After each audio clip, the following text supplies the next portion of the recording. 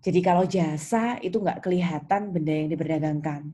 Kalau perusahaan dagang, sudah kelihatan fisik produk yang diperdagangkan. Tapi tidak ada proses mengubah bahan mentah jadi barang jadi.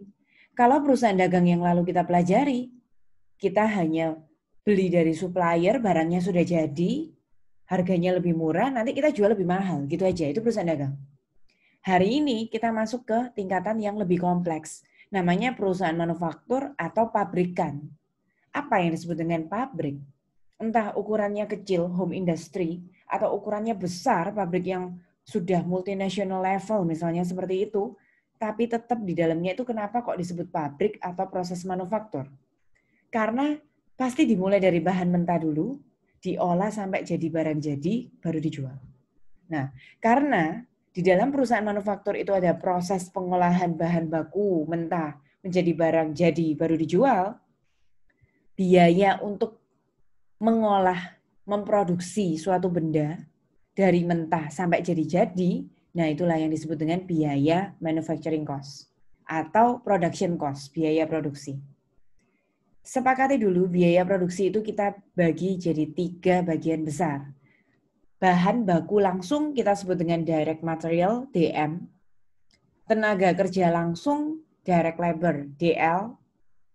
Biaya selain DM sama DL, lain-lain selama terjadi di pabrik untuk memproduksi suatu benda tadi, kita sebut dengan manufacturing overhead, MOH. Atau nama lainnya factory overhead, FOH. Kita kenali satu-satu mulai dari direct material dulu. Direct material, ingat-ingat ya, material itu bahan baku, direct itu definisinya langsung. Harus yang bahan baku langsung, teman-teman. Misalnya kita produksi roti misalnya. Yang disebut dengan bahan baku langsung, itu yang bisa ditelusuri. Satu pieces roti itu membutuhkan berapa gram tepung terigu, berapa butir telur, berapa gram gula pasir. Nah, kalau bisa ditelusuri secara langsung, berarti tepung terigu, telur, kemudian gula pasir yang tadi saya sebutkan itu termasuk direct material. Jadi ya, direct material itu pengertiannya bahan baku yang bisa ditelusuri secara langsung. Bagaimana kalau ada bahan baku juga yang diperlukan juga untuk memproduksi roti, tapi nggak bisa ditelusuri secara langsung? Contoh, kalau rotinya kita berikan topping berupa meses atau topping berupa keju. Meses atau keju yang kita jadikan topping tadi, itu hanya kita taburkan, tapi kita nggak ukur. Atau misalnya, supaya tadi rotinya itu gurih, waktu kita buat adonan, kita tambahkan sejumput garam. Tapi nggak ada satuannya, cuma kita ambil garamnya, tambahin sedikit pakai tangan kita gitu aja. Nah, itu sulit ditelusuri contohnya teman-teman. Kalau dalam cerita saya tadi garam itu menjadi salah satu contoh bahan baku yang sulit ditelusuri, secara langsung ke dalam satu unit roti tadi, berarti garam itu adalah bahan baku tidak langsung. Itu namanya indirect material. Kalau yang bahan baku langsung, namanya direct material. Kalau yang bahan baku tidak langsung, itu namanya indirect material. Nah, yang langsung itu masuk di direct material ini, DM. Yang tidak langsung nanti masuknya ke manufacturing overhead ya. Itu pengertian tentang bahan baku. Saya lanjut ke direct labor sekarang. Kalau tadi kita bicara bahan baku material, sekarang fokus ke tenaga kerjanya, labor, tenaga kerja. Sama. Tenaga kerja ada yang disebut dengan direct labor. Direct labor itu berarti dalam pembuatan satu unit roti tadi, kalian bisa menelusuri membutuhkan pekerjaan dari orang tersebut berapa menit, berapa jam. Nah itu perlu. Tapi kalau tidak bisa ditelusuri, masukkan tenaga kerja itu tadi ke dalam indirect atau tidak langsung. Contoh, apa yang bisa ditelusuri kalau kita lagi bicara perusahaannya roti. Perusahaan roti itu bisa ditelusuri kalau bagi saya, proses pembuatannya mulai dari adonan sampai di oven, kemudian jadi keluar dari oven. Nah, orang yang bakernya tadi yang mengerjakan roti tadi itu kerjanya berapa menit, kerjanya berapa jam untuk menghasilkan 1 unit roti tadi itu. Kalau bisa telusuri bagi saya itu adalah direct labor. 1 unit roti membutuhkan 1,5 jam pengolahannya baker itu tadi. Berarti baker itu adalah direct labor. Di pabrik roti itu ternyata ada tenaga kerja lain selain baker. Contoh petugas keamanan dan petugas kebersihan. Sulit menelusuri, satpam yang ada di depan pabrik itu menjaga 1 unit roti itu berapa menit.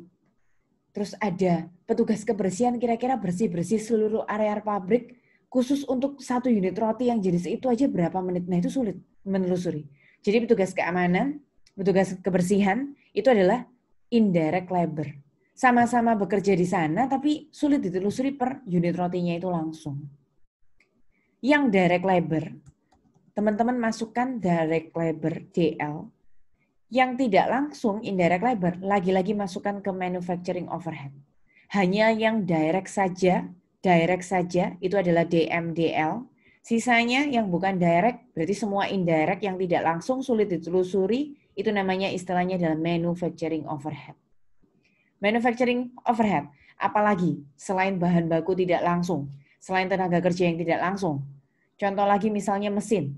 Mesin itu membutuhkan listrik. Nah, listrik itu bukan bahan baku langsung, bukan tenaga kerja langsung, berarti listrik pabrik itu adalah manufacturing overhead. Mesin itu kalau di dunia akuntansi harus didepresiasi, harus disusutkan. Penyusutan mesin itu bukan bahan baku langsung, bukan juga tenaga kerja langsung. Berarti penyusutan mesin itu adalah manufacturing overhead. Jadi ketiga jenis biaya, direct material, direct labor, dan manufacturing overhead, itu kita kumpulkan jadi satu, kita jumlah, itu namanya adalah manufacturing cost, atau nama lainnya adalah product cost. Product cost itu sangat penting dikatakan di sini. Karena product cost ini yang menentukan biaya produksi kita berapa, yang nantinya akan menjadi harga pokok penjualan kita. Dasar kita menjual ke customer, patokan kita mau jual harga berapa tuh ya dari sini, harga pokok produksi kita. Di sini kita diperkenalkan dengan istilah product cost yang barusan saya bahas. Nah, lawannya adalah period cost. Apa sih bedanya product cost sama period cost? Ciri-ciri keyword yang bisa saya berikan ke kalian adalah product cost itu direct material, direct labor, manufacturing overhead. Ketiga jenis biaya produksi ini harus terjadi di pabrik. Pabrik itu, ingat-ingat, tempatnya mengolah barang mentah jadi barang jadi. Itu namanya pabrik. Prosesnya namanya proses produksi. Berarti, selain biaya yang terjadi di pabrik, itu namanya adalah biaya periode atau period cost. Period cost itu saya bagi jadi 2 ya. Selling expense, beban penjualan, dan administrative expense, beban administrasi. Product cost sekali lagi itu harus di pabrik. Kalian bayangkan pabrik itu berarti tepung, telur itu masih belum jadi roti. Diolah dulu biar jadi roti. Nah, nanti kalau rotinya sudah jadi, didisplay, didistribusikan ke toko-toko, store, itu baru period cost, teman-teman. Jadi begitu produknya sudah jadi, kalian bayangkan produknya sudah jadi, tinggal di display, tinggal customernya pilih, tunjuk, terus beli. Nah, tempat terjadinya jual beli toko itu namanya biaya-biaya yang terjadi di toko itu adalah biaya period. Kenapa kok penting diketahui? Ya misalnya sama-sama kita ngomong gaji. Kalau gajinya pegawai yang di pabrik ya namanya product cost. Entah nanti apakah pegawainya itu pegawai yang bisa ditelusuri direct labor langsung ke produknya, atau yang indirect labor manufacturing overhead, pokoknya kalau pegawainya itu di pabrik namanya product cost. Tapi kalau gaji pegawai yang toko, berarti gaji pegawai toko itu adalah period cost. Hari ini nanti kita latihan semakin banyak lagi ya tentang biaya itu yang dibagi jadi 2 menurut fungsinya. Ada biaya produksi atau biaya manufaktur, DM, DL, MOH, atau period cost yang saya bagi 2, selling dan admin.